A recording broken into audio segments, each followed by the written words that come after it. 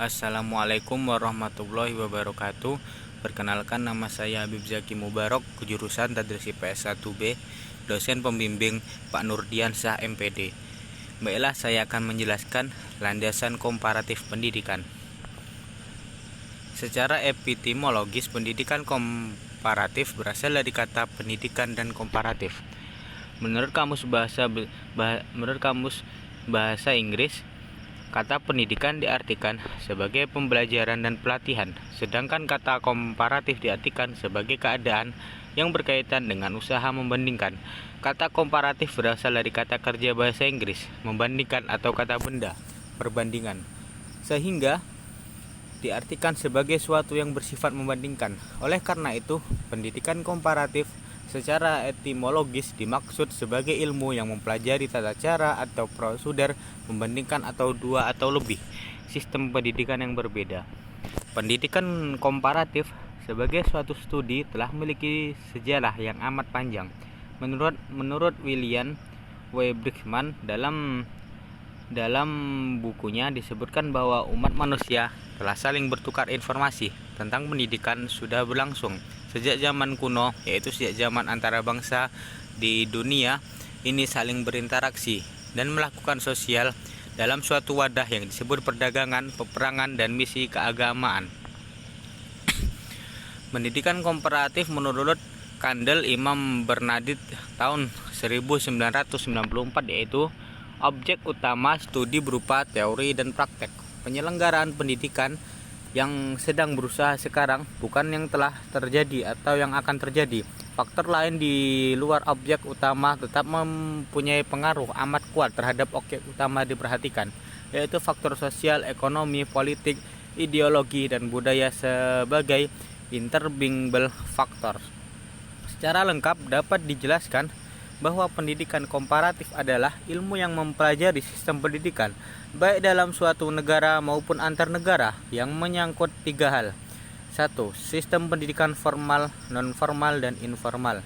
Yang kedua, teori praktik pendidikan. Yang ketiga, latar belakang sosial, ekonomi, politik, ideologi, dan budaya yang mempengaruhi sistem pendidikan. Pendidikan komparatif adalah lapangan studi yang mempunyai tugas untuk mengadakan perbandingan teori dan praktek pendidikan sebagaimana terdapat pada beberapa negeri dengan maksud untuk mengadakan perluasan pandangan dan pengetahuan tentang pendidikan di luar batas negeri sendiri. Persoalan humanitas akibat pembangunan dalam interdualisasi, misal kemiskinan, gelandangan, dan kriminalitas. Yang kedua, kesenjangan ekonomi, sosial, maupun geografis antara kelompok masyarakat. Ketiga, kendala sosiokultural pada masing-masing bangsa. Dan keempat, dinamika sosial politik dunia yang masih menunjukkan adanya ketimpangan struktur tata dunia baru. Tujuan pendidikan komparatif. 1.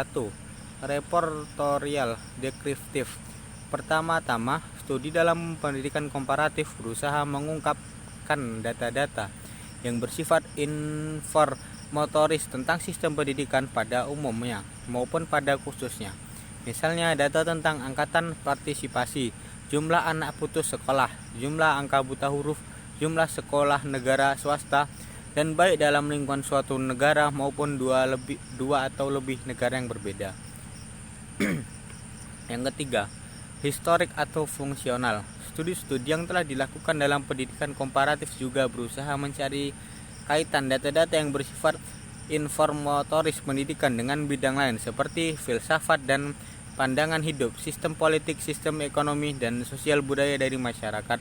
Yang ketiga, melioristik. Tujuan pendidikan komparatif yang terakhir adalah dalam rangka mengembangkan pendidikan di dalam negeri sendiri. Setelah mengetahui persamaan dan perbedaan keadaan pendidikan antara negara termasuk dengan negara sendiri, maka dapat diambil manfaat dari kebaikan-kebaikan lain yang tersebut, yaitu kebaikan itu sebisa mungkin dapat diterapkan di negara sendiri dengan beberapa penyesuaian kritis. Pendidikan komparatif memiliki 4 tujuan. Yang pertama, untuk menjelaskan sistem pendidikan, proses atau hasil. Yang kedua, untuk membantu dalam pengembangan lembaga pendidikan dan praktik. Yang ketiga, untuk menyorot hubungan antar pendidikan dan masyarakat. Dan yang keempat, untuk menetapkan pernyataan umum tentang pendidikan yang berlaku lebih dari suatu negara. Manfaat pendidikan komparatif. 1.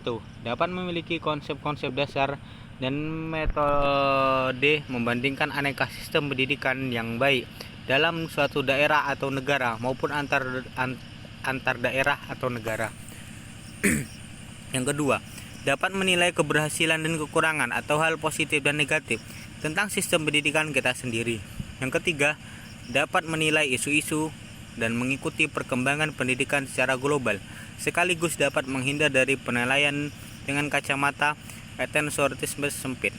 Yang keempat, memperoleh pengetahuan tentang metode-metode sistem pendidikan di beberapa daerah atau negara, keberagaman model dan macam sistem pendidikan di beberapa daerah luang lingkup atau beberapa negara dalam lingkup dunia, antara lain dipengaruhi oleh latar belakang daerah atau negara tersebut. Hukum dasar komparatif adalah kesebandingan. Asas komparatif adalah metode penelitian atau penulisan dengan membandingkan berbagai aspek dalam pendidikan. Misalnya tujuannya, pendidikan nasional, biaya, proses, evaluasi, dan sebagainya. Asas komparatif juga dapat diartikan sebagai perbandingan dengan konsep mendasar dalam sebuah sistem pendidikan dan pengajaran yang diajukan acuan lainnya.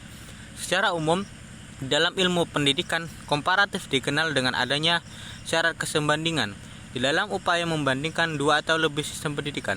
Persyaratannya adanya kesebandingan atau komparatif ini diperlukan agar upaya perbandingan aneka sistem pendidikan yang dilakukan pada akhirnya akan diperoleh kebermanfaatan yang tinggi.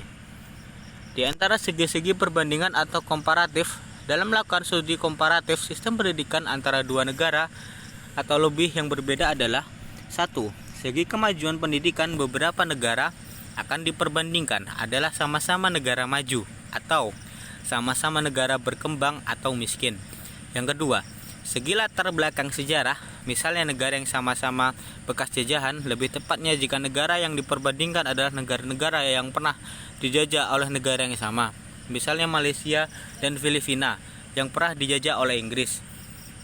Yang ketiga, segi latar belakang ekonomi, misalnya sama-sama berpendapatan per kapita rendah atau sama-sama negara yang masih mengandalkan hasil pertanian, sama-sama negara penerima pinjaman luar negeri dari donor.